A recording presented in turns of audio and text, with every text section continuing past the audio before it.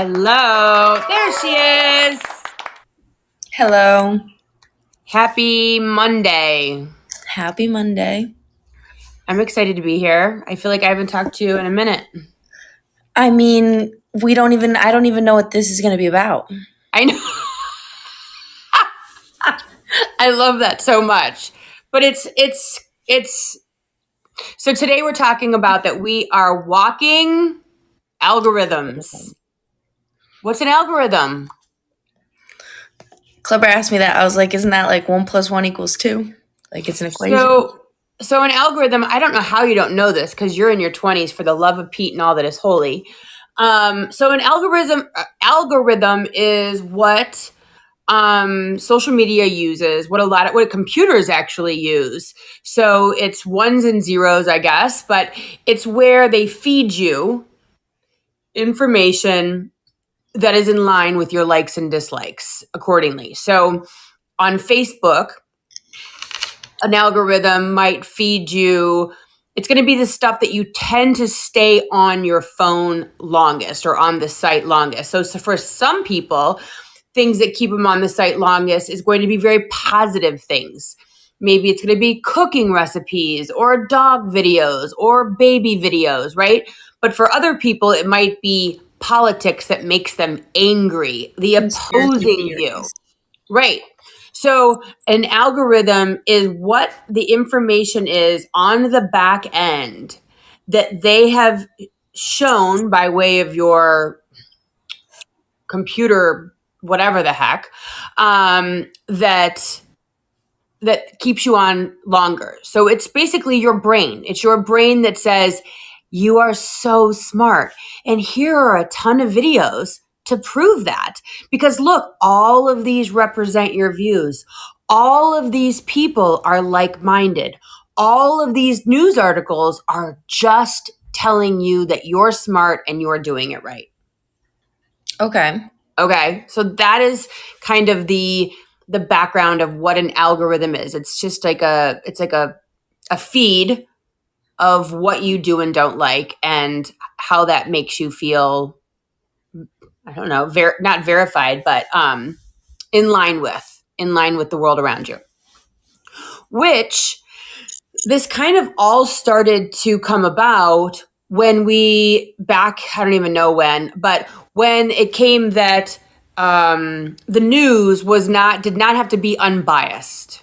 Okay? That news could be delivered that was only one side or the other. Before you were born, news actually had to be unbiased. So if a newscaster were delivering news, it would have to be literally like just the facts. There might be a little color added, but for the most part, they were going to report on just the facts. And then if you ever watch the movie Vice, they talk about how I don't know if they signed a law or what happened with regard to the freedom of the press, but they didn't have to be neutral anymore, that they could be leaning in one direction or another direction. Okay.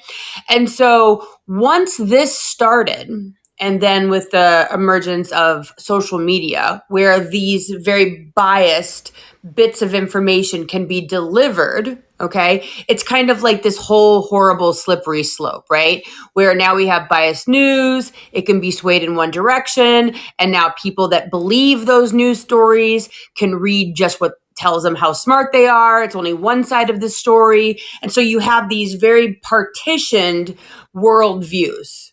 Okay. Well, and this is not just America, or would you say this is a predominantly American problem? So I guess right now, I just saw recently that Germany is actually teaching a college course. I don't actually, could it be high school, but I'm going to say it's college.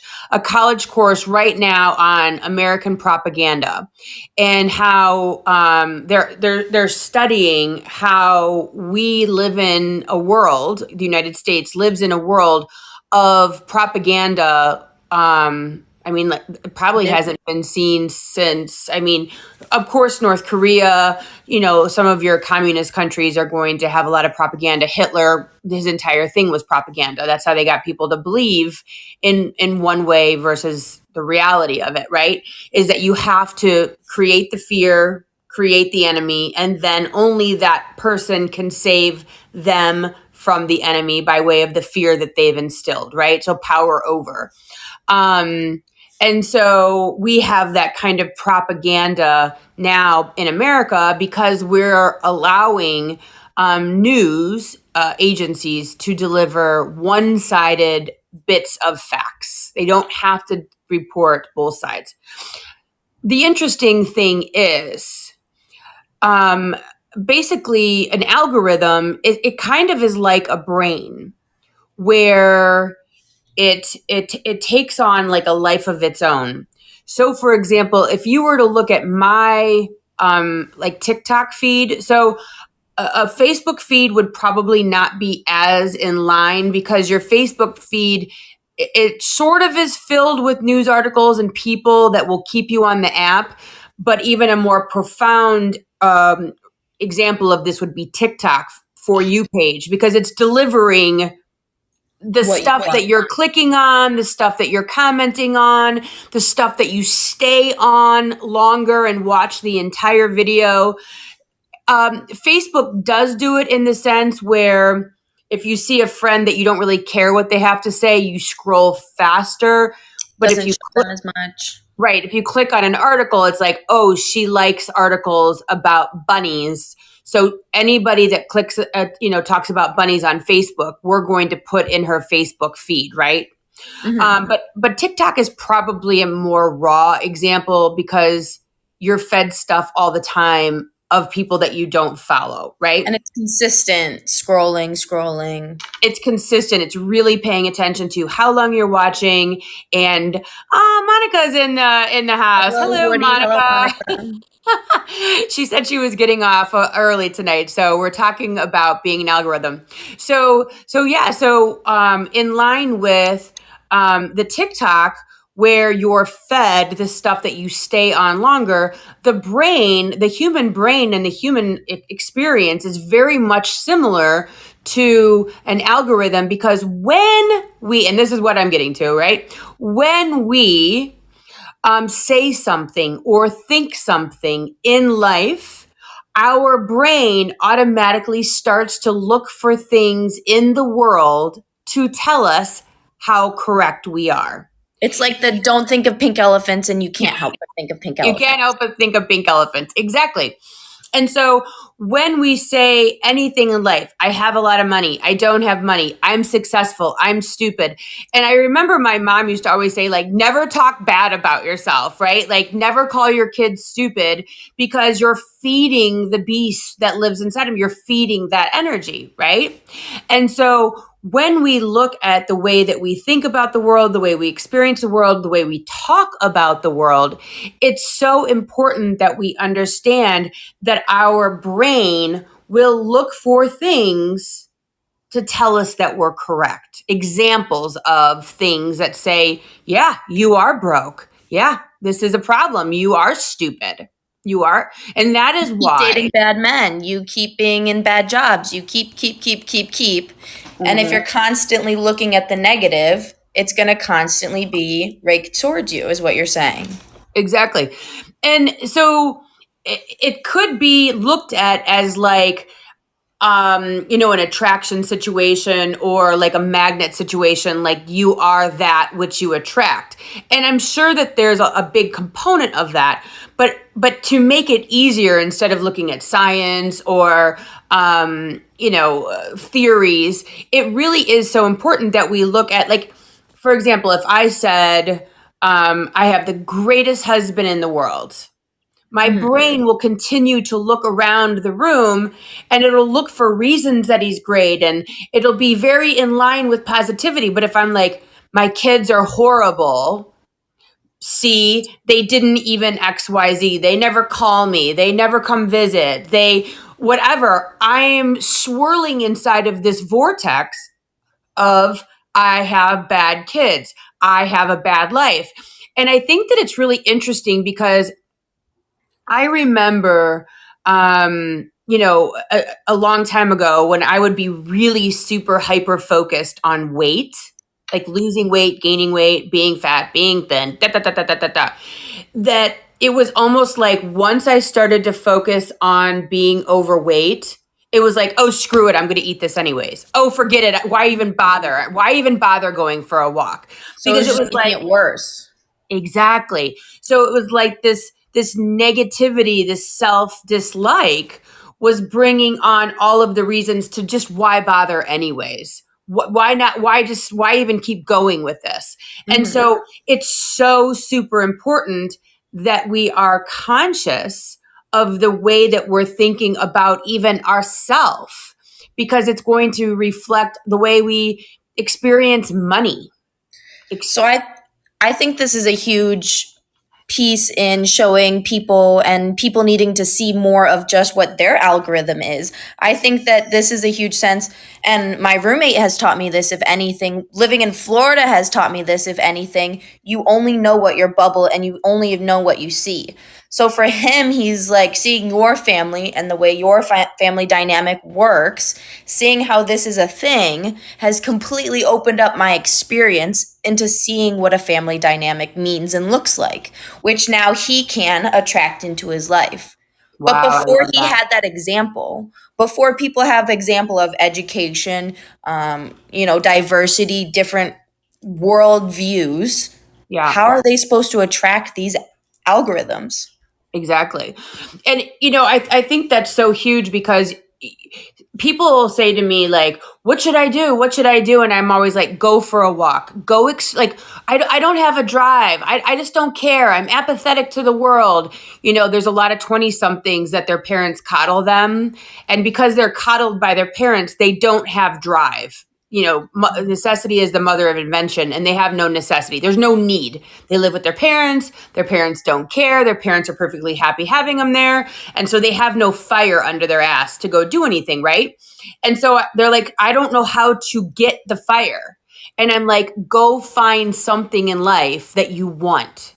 Go experience the world. Get out there and create need, create necessity, create something that you want that you don't have right now, to kind of instill that fire in us. And that goes back to what you're saying is experience more things, experiencing diversity, experiencing traveling to another country, or eating new food, or new music, or, new religion, even, like understanding the way that people live their life. It allows you to open your mind up. How many times, I don't even remember if it was when we went to Europe, or we went to we went to Paris and London, or if it was when we went to probably it was when we went to Bali. But I was like, wow, it's unbelievable leaving America, which I love America, but leaving America and being like, wow, there's a whole world out here that's amazing, beautiful, awesome, rich in history, rich in culture, amazing people. And it allows you to not feel so kind of overwhelmed by American standards and American view of success. And so, like, getting out there amongst other people, it helps to expand your mind and grow you as a person, so that you do want and need more things and have more of a view of the world outside of you. I think that, technology centra has kind of brought us into being able to experience the world, obviously, without having to leave our own 2x4. I think that the internet now has brought with these algorithms, talking is Mhm. hard, women realizing that domestic abuse isn't normal, Yeah. families realizing that, maybe topics like rape, maybe someone didn't know that that was something that wasn't okay. I mean, I see stories on Reddit all the time of people just venting and strangers replying like, hey, that's not normal, right? Like, Yeah. that's not okay. And being able to express these things, see these things, and walk and get out of the algorithm has been huge, of TikTok, Reddit, all these platforms of social media. No, I love that. And, and also, like, I love what you were saying about the family too, because when you grow up in a family, that is your worldview. Like so often we don't have anything outside of maybe our school or our two friendships or our home if we're even more secluded to the world. And so, I grew up in a family and saw families around me that existed in a very certain specific way. And then, when I met Jim, his family operated in a very different way. And so it was eye-opening to me to recognize, like, wow, there are other ways to be in a marriage. There's other ways to exist. And until you have these like you're saying, the views of right, wrong, good, bad, the way things can be done, the way things don't have to be done. And I talk about that actually a lot with on TikTok and on my podcast, because I know the things that I'm speaking about, and this Are is relevant. actually they're relevant, but they're also very probably bizarre to listen to if you're living in a Muslim country or Saudi Arabia or these other countries that there. I get a lot of times like, I'm not allowed to meet and hang out with my fiance until we're engaged. Like I'm not allowed to get to know my fiance, or I'm not allowed to move out of my home until I'm married. And so I do recognize that there are a lot of people that are listening to what I'm saying, who don't have the same experience, and I'm interested to And see. can't have the same experience. They can't. It's I was actually thinking about this last night about, when is it going to be that people are just not going to do it anymore? Like the you can't just falls away, and it's like, I'm going to, like, I'm not, and it falls away and it breaks off, and people decide that they're just not going to live their life for their parents or for a spouse or whatever it is. And that they, Prakash, our friend in India, he married for love, and he said it was completely a taboo for him to marry for love, and But so he's because of, still struggling as he's going on with the marriage. It's still not accepted by his family, and it's something he will continue to have to fight for, which is such a different worldview than I was over here talking to him, and he's like, "Why don't you have a boyfriend?" I'm like, "Because I don't want one." And he's like, how is that possible, right? And so, yeah, and so for him, seeing, he probably would have never married for love, but he deals with Americans all the time, and the Western world all. professors, very, very educated Yeah, students, lots of politicians. He deals students with from NYC. And so his worldview changed to, why in the world would you marry in an arranged marriage? You should just marry for love, to the point where he decided he was going to marry for love and then paid for his whole 300 billion person wedding on his own.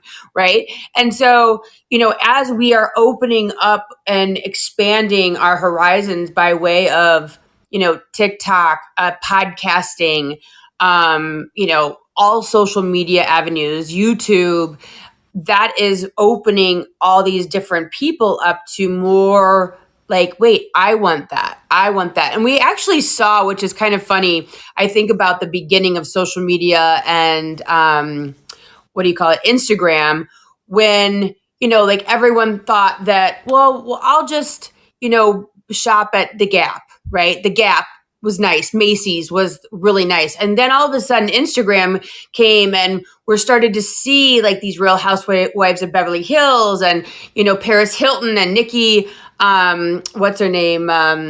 Paris and Nikki, I can't, they had that TV show, where they're like wearing Gucci and Prada and Yves Saint Laurent and Hermes. Like, we would have never even known about Hermes in the middle of the country until we were introduced to that life by way of television and then Instagram and social media. And then people started wanting it. Like, middle America, I don't know if people know this, there's not a lot of like Gucci stores in middle America. Like, it's just not a thing. And so as our world expands and we start learning more about things, we are able to level up. I know for myself, like living in the town that I live in, And I tell Jim all the time, I couldn't be where I am today had it not been for where I was yesterday. So every single place that I've lived has expanded me in one way, shape, or form. But this last move into Chicago has really, really changed so much for me because of the women in this town. The women where I live here in the western suburbs of Chicago really have opened my eyes They're to what unapologetically successful. unapologetically successful. And that is And something I feel like both you and I have seen examples of, but we haven't interacted, talked with, seen their personalities of unapologetically successful pro- women.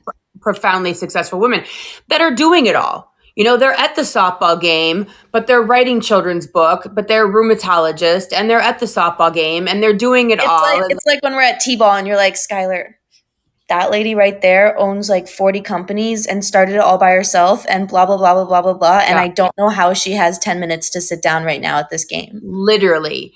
I mean, it's unbelievable. And it opens your world up to I can do it. It Mhm. opens your world up to possibility. And well, what is she doing? And it really also started when I joined Hey Mama. So if anyone out there is listening, and you know, I know this is being simulcast right now, but Hey Mama, if you're a woman entrepreneur or you know have any sort of business, Hey Mama is a great opportunity. They're some of the most powerful women in the United States, and Rebecca Minkoff is in there. There's a couple other really big, you You're know, in there. I'm in there, right? and it helps you to recognize like that's when I really understood like wow, you really need a podcast. You need something. You need to have a product. You need a class that you can sell. You need to, you know, seven forms of in you know income flows. And so being around successful people, and that is why so many people, it's important to mentor or to get a mentor or to, you know, be around the people that is in the algorithm that you want to be in. You cannot watch, you know, dead body TikToks all day and be happy. So when you're talking about mentoring, if Yeah. we want to surround ourselves with people that elevate us, how do you mentor without bringing yourself down? Oh, right. Do you see what I'm saying? You know, so when I look at mentoring for myself, because of the fact that my way of interacting with people around me, or like you guys, like your friends, like when you were in the sorority and your friends would be like, "Hey, Meredith, blah blah blah blah." It's a different. It's kind of takes on a teacher energy, so there is a separation. There's a step, if you will, versus friends. Okay. So friends are kind of like people that you surround yourself with, whereas a mentor mentee relationship, there's like a step there that is understood and recognized. You're not like it's just a different energy, but who you hang around with, you know, that is going to be your algorithm of what you're pulling towards yourself, just like social media.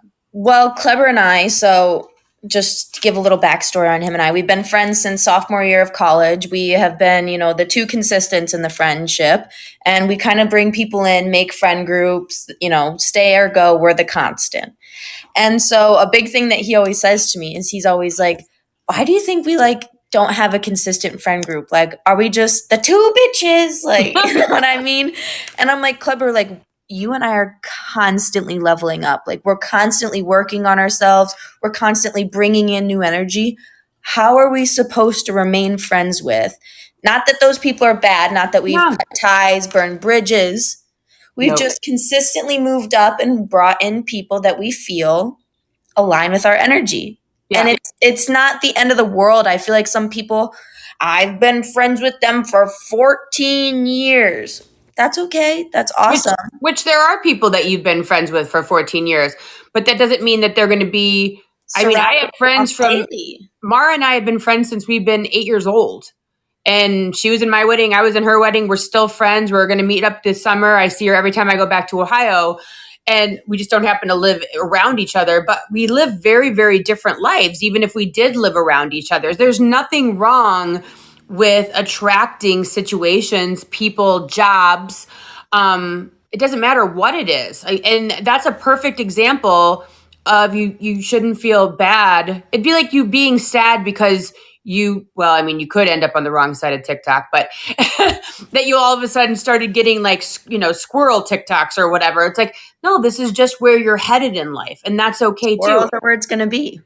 Right. And so you stay friendly with people, you know what I mean? But at the same time, recognizing that it's okay that they still want to play video games, I don't know, for 12 hours maybe. And that's not your cup of tea anymore. You've moved out of video game It's like area. when we were little, you used to always say any guy could hang out with any guy. Cody could go on the street and play with the 14-year-olds at 7, but Skylar, I don't think that you can hang out with the 14-year-old girls. It's just the different levels.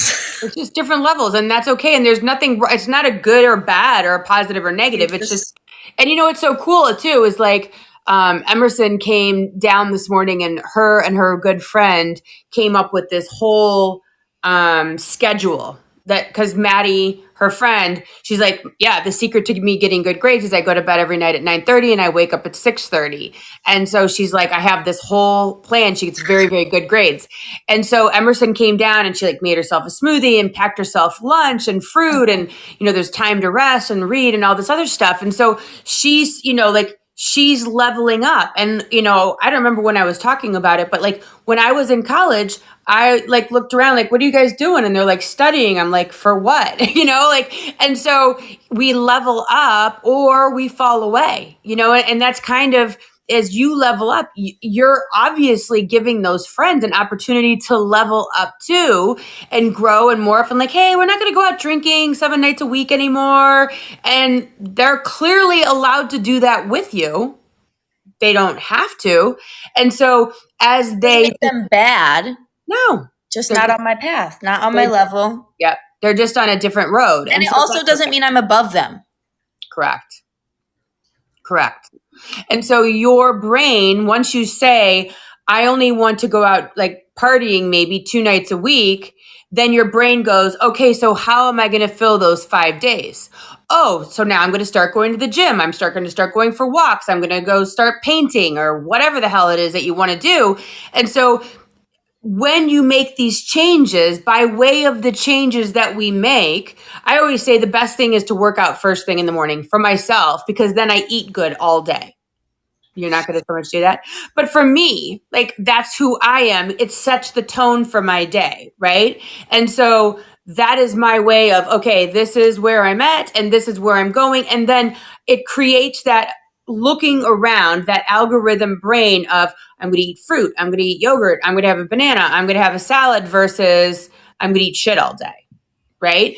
And so I think it's so important that we recognized how powerful our brain is to agree with, to find things that say, and it's funny, Abraham Hicks, I'll never forget. Abraham Hicks is really big with, and it was funny because my favorite daily newsletter, by the way, just a plug. Please, everyone, subscribe. Always subscribe to Abraham-Hicks.com. They have a daily newsletter. You can read it in the morning. It's awesome. It just kind of like sets your day right. But the law of attraction, so that Monica and I actually talked about it on Strong Boss Bitches last week, where, once you look for something, then your brain is looking again. This is the idea of you buy a new car, you see that new car everywhere. Right. And so what Abraham Hicks always said is just keep like a $20 bill in your pocket at all times, because you can't be broke with $20 in your pocket. So you can literally never run around saying, I feel broke. Just knowing that you have that spending energy in your purse, in your pocket, creates a sense of confidence that might not be there energetically if you didn't have that $20 bill in your pocket. Wow. Yeah. And so it's just so important that we recognize that our brains, the way that we decide to envision the world. Just like I could look at breast cancer and say it was the greatest thing that ever happened to me. It changed my life profoundly in amazing ways. Every time we moved, I'm like, this is going to be a great move. It's going to be so awesome for our family. My brain then looked for the things to verify exactly the way I was speaking about those things. Mm-hmm. How is breast cancer going to work for your benefit, Meredith? Okay, today this happened, tomorrow that happened. So my brain was constantly in search of, by way of setting that seed of, this is a good thing, this is going to be positive, I'm going to do this, I'm going to do that. And then the brain fills in the blanks. The brain fills in the blanks. So our sorority always said you get in what you put out. So if you get and you're putting in a lot of work, you're giving it your all, you're showing up to events, you're being positive, Yeah. you're going to get that right back out at you. So meaning the sorority is going to give you a positive experience. Or in this sense, you're putting in positivity, you're putting in you're putting in that manifesting energy. Right. That universe doesn't understand negatives energy. Right. And you're getting all of that back, plus some. Plus some, because of the fact that it's changing what all the kids say, your POV, your point of view. So your POV, your point of view, is constantly being redirected towards the positive. If you complain about everything, and Jim always says it drives him crazy that he had a somebody, I don't know if it was an uncle or whatever, who used to say, life's just a big shit sandwich and I take a bite out of it every day. And I know it used to make him bananas because it was so negative and it was so grating.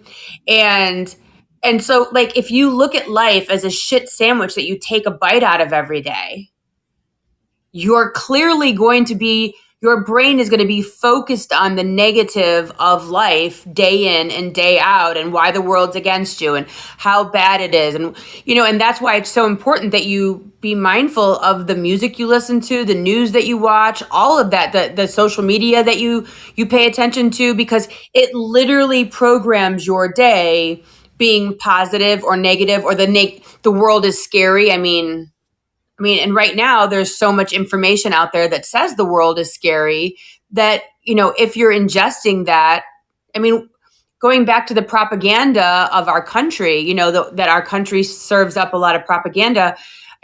If you pay attention to other countries and people that have moved to other countries, they're like, yeah, America, it's a great country and all, but boy, oh boy, do they have us fooled. Like, we have one of the worst infant mortality rates and mother death delivery rates and education. I have a friend from Germany that's here, and he's living here for school. And I'm like, how do you think of America? And he's like, I don't know. I don't know if it's just Florida or if it's like I feel like I was marketed to real well. Like, it was real good marketing out here. Like, really good marketing. It's just Florida. Yeah, it's just Florida. Everything else is great. But yeah, and so we are been like, I actually was telling somebody, I'm like, yeah, I'm going to Costa Rica trip on Wednesday, and it's like, you're gonna die. Don't take your jewelry. And so I went in and I started Googling Costa Rica crime rates versus America crime rates, and it was like America's fourth in murder, and Costa Rica. Look at the New York subways right now. I was thinking, I'm like, I would not go on this. People have to, but I'm like, I would not go on the subway if what? Right. So, it's a whole thing. We keep thinking that America is so safe, and, going to South America, you're going to die. Going to India, you're going to die. Everywhere, you're going to die. Don't go there, you're going to die. And it's just they've got us, a lot of us, really buffaloed over that this is, the safest country in the world. And it's actually not by any stretch of the imagination. So, it's so important that we open our minds, that we expand our minds by way of positive, other bits of information than the news, because they will make this a very, very scary world that you just want to stay in your house all day.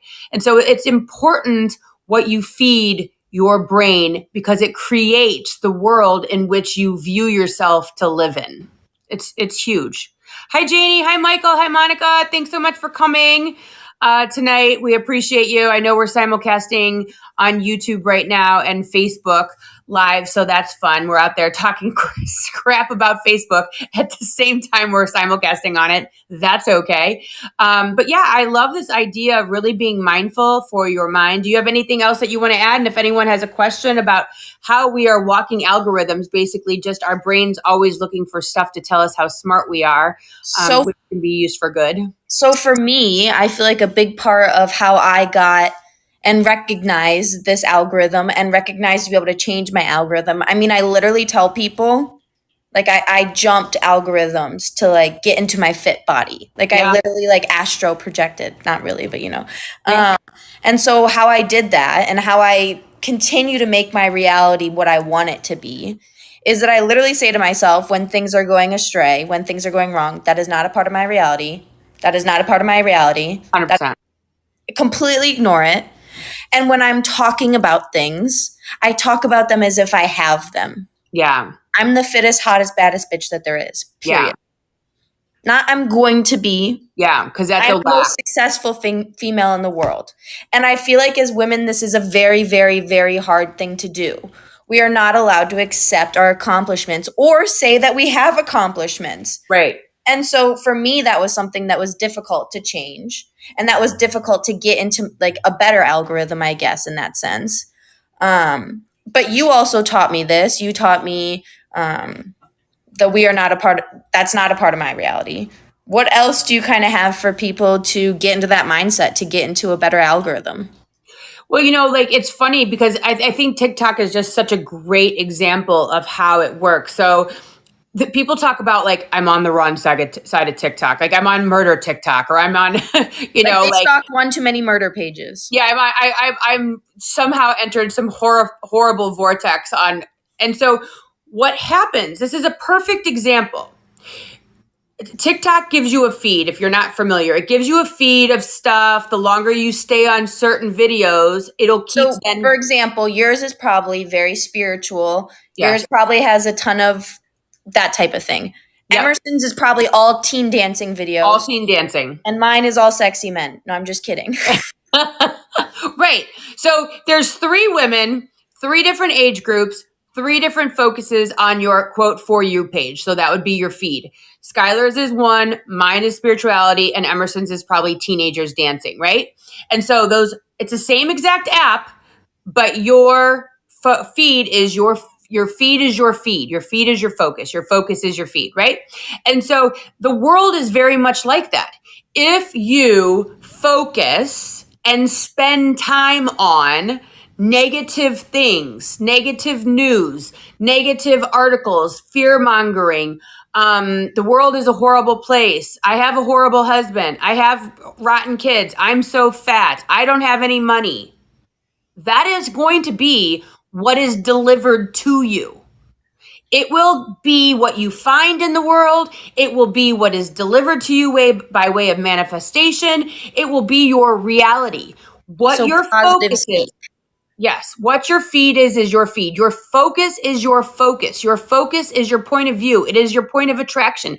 It is everything that's going to come to you all the time. So if you're comfortable and your hips are sitting in the place of no money, they're sitting in the place of murder TikTok, that's where we're going to stay. We have to be uncomfortable. Yes. In the negativity. You got to run from it. If you see it, run. That's not a part of my reality. Like you said, if you see something that you do not want to take a hold of your brain and take a hold of your life, it's not a part of my reality. Like my mom will text me like she's like, be careful. Don't get raped and murdered. The killer bees. Costa Rica, you're going to die. I'm like, that is not a part of my reality. Like, I want nothing to do with this conversation. I'm not thinking about that. I'm not focused on that. Everything's going to be fine. Like, and so it's so important that we recognize our thoughts and who we let into our lives too. Like, my mom is my mom. That's just the way she is. She's lovely. But I don't want that. Right. I don't want that infiltrating my bubble.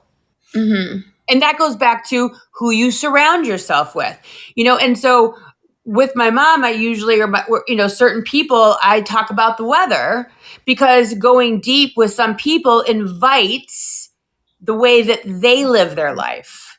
Makes And so, sense. So you have to set your boundaries of what you talk about and discuss and what you make a part of them yeah. because sometimes you just can't avoid the people.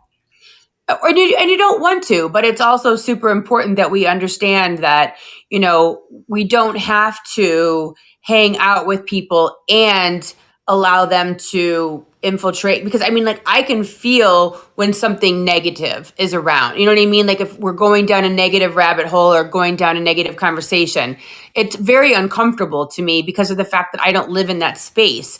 And so pay attention to those body responses, those emotional responses, those red flags that say, this isn't for you. This isn't the way that you live your life. And so that you can, stay on your path of, puppy videos instead of, negative, murder TikTok or whatever, because that's just not what you want. Is that Mr. Shu, or is that This Mr. Shu. Oh, geez, oh, Liz. Well, this has been a fun conversation now that you understand what an algorithm is and what I've referenced by that, you lunatic. Yes, what you mean by an algorithm. I guess there could be multiple different definitions. Yes. But what I'm talking about is that your focus is your focus, your feed is your feed. What you put into your life is what you get out of your life. And to be super aware of the way you speak about the world, the way that you experience the world, the way you think about your life, your thoughts, you have to be very mindful, because that is what's going to keep coming at you on the daily. But thanks for being here. Thanks for having me. Thanks for being here, Michael, Woody, Monica. We just had a gal that just left, but thanks so much for being here, guys. Thanks so much for everyone that's watching on the simulcast over on Facebook and on YouTube. Thanks so much for watching. We appreciate you being here. And next week, I am in Costa Rica, so I will not be here next When week. are you on Fireside next? Next Fireside is tomorrow night with Monica Morton, and we are going to be talking about human trafficking with this wonderful woman, Sean. I think her last name was Tate. I don't want to screw it up, but she's going to be coming in and talking about human trafficking. So it's going to be an amazing show tomorrow night on Monica Morton's page. 7 o'clock Central Standard, 8 p.m. Eastern on the Fireside app. So we will be here tomorrow talking about all of those things. But again, keeping it real, we'll be skipping next Monday because of the fact, well, unless all of a sudden, I'll let you know if the Wi-Fi is actually good. They said it's a little sketchy, so I don't know what it's going to be. Enjoy your trip. Enjoy your female alone expedition. I know. It's the first time I'm actually going anywhere by myself in my whole life. Think about that. Crazy. Well, I mean, I've been to Michigan by myself, but I took the 2 dogs and I painted a house. So it wasn't that much, it wasn't like this. So This is like a vacation. this is like an adventure, the adventure. Sure. I know, right? Well, thank you guys so much for coming. I really appreciate it. Monica, I will see you tomorrow at 7 p.m. Central Standard Time over on your page for Strong Boss Bitches. And Skylar, I will see you here